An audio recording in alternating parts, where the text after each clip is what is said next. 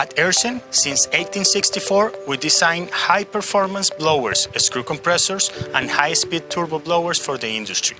We introduced Europe's first positive displacement blower back in 1868. Since then, we have become a global player with over 50 subsidiaries around the world and more than 2,500 employees. Our goal is to redefine quality and innovation, so when you see an AERZEN name on a machine, you know exactly what you can get.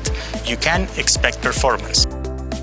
Hello, I am David Salazar, AERZEN Regional Application Manager for Pneumatic Conveying Applications. Welcome to this interactive presentation, which is meant for you and me to participate and learn from some real case scenarios related to energy, CO2, and cost reductions in the pyro processing for cement manufacturing. We're glad you've decided to join us in today's presentation. If you are willing to learn more about other applications or AERZEN services for the cement industry, you can also take a look to our specific application content in our YouTube channel.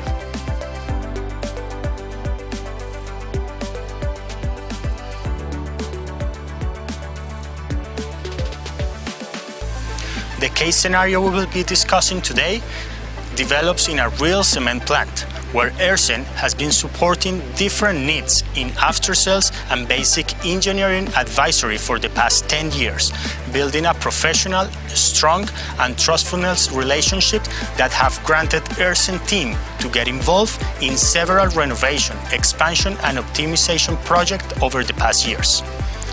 In order to have a better view of the topics we will be discussing today, here you can see the technical data from the plant.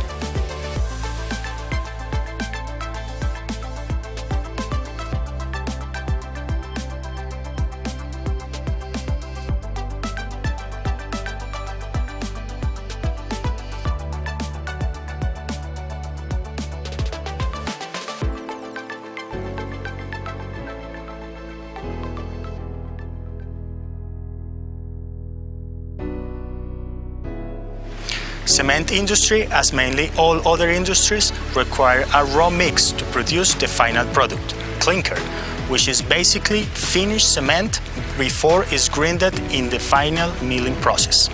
Raw materials quality and the proper chemical composition of those materials are key factors to guarantee a proper burning process, avoiding lower heat transfer to bad quality batches.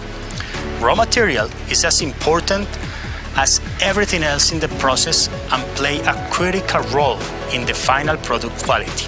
Cement is manufactured through a closely controlled chemical combination of calcium, silicon, aluminum, iron, and other ingredients.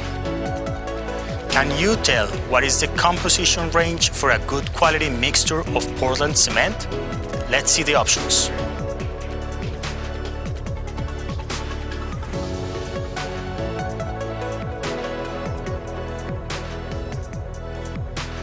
If you selected option B, you are correct.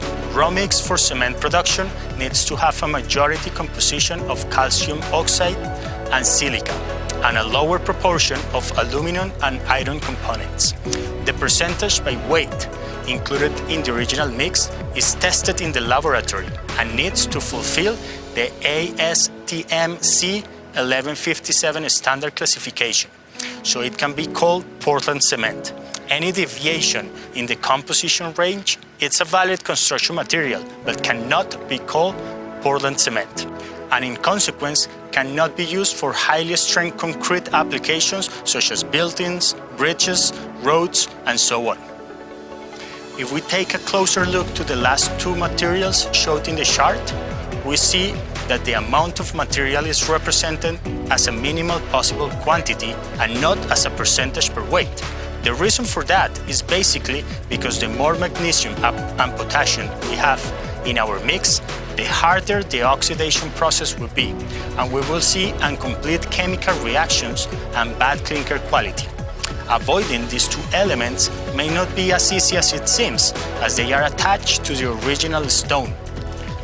Corrective materials needs to be added and properly mixed to correct this problem from the beginning.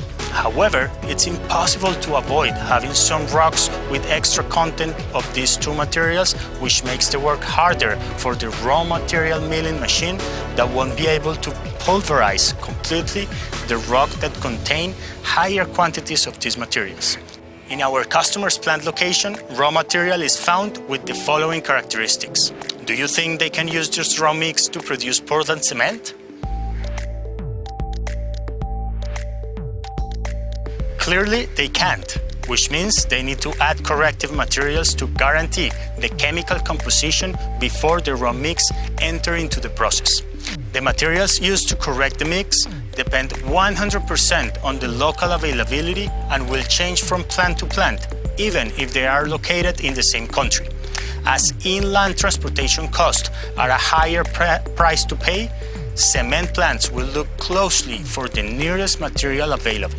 In this specific case, they use kaolin and clay materials to add the expected minerals into the mix and overall reduce the amount of magnesium and potassium as a range per weight in the mix to avoid major problems in the milling and burning process. All these materials needs to be properly mixed in the homogenizing silos, so the final composition is as smooth as possible and with the granular size needed to enter the preheater tower. Silos homogenizing and raw material pneumatic conveying to the preheater tower are two of the most important applications in a cement plant, where AERZEN equipment homogenize and convey millions of tons of raw material around the globe with our high-performing equipment. From the beginning of their operations, this plant uses a set of 10 AERZEN GM25S units to homogenize the mixture in 3 silos with a capacity of 12,000 tons.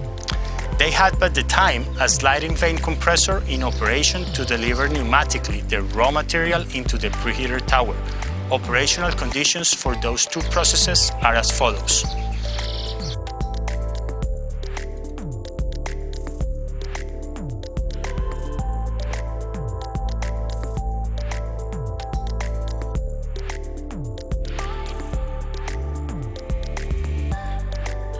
Late in 2017, a production increased demand required more raw material per hour for the process. As I mentioned, the existing machine was a rotary vane compressor that requires a fair amount of oil in its reservoir, a permanent water supply for cooling, and at least a year overhaul to guarantee the internal gap between the vanes and the cylinder to keep the same efficiency level.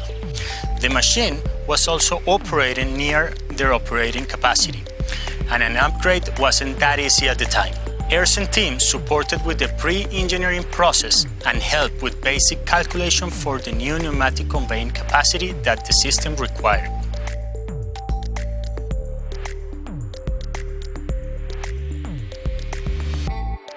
The real challenge for this project was to increase the conveying rate from 2,700 kilograms per hour to the maximum capacity, maintaining the same piping system for the homogenized raw material. As mentioned before, for the type of material and density, the most common conveying method is dense phase, which basically means that the material travels at a slower speed, in general, lower than 20 meters per second, on the bottom of the pipe from one point to another. The pipe diameter was an important restriction to the project. However, by increasing the volume flow by 50% and the pressure capacity 15%, we were able to increase line conveying capacity from 2,700 kilograms per hour to 3,500 kilograms per hour. Conveying speed also has an increase as more material needed to be moved through the pipe with the same diameter. However, we managed to stay at the lower 19 meters per second to avoid pipe clogging. Let's review some of the major takeaways from this case scenario in which we replace the sliding vane compressor technology with the AERZEN Delta screw compressor.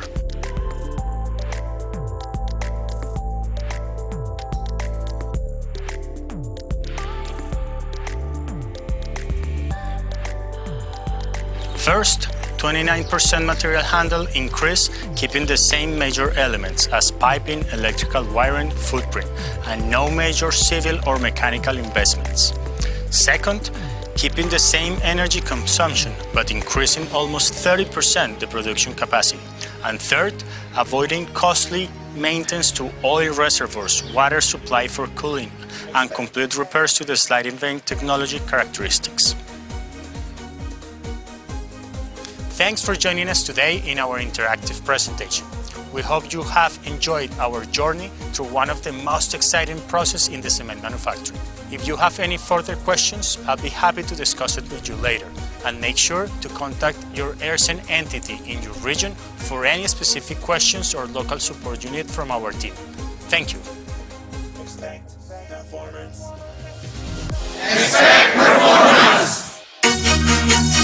Expect performance. Expect performance.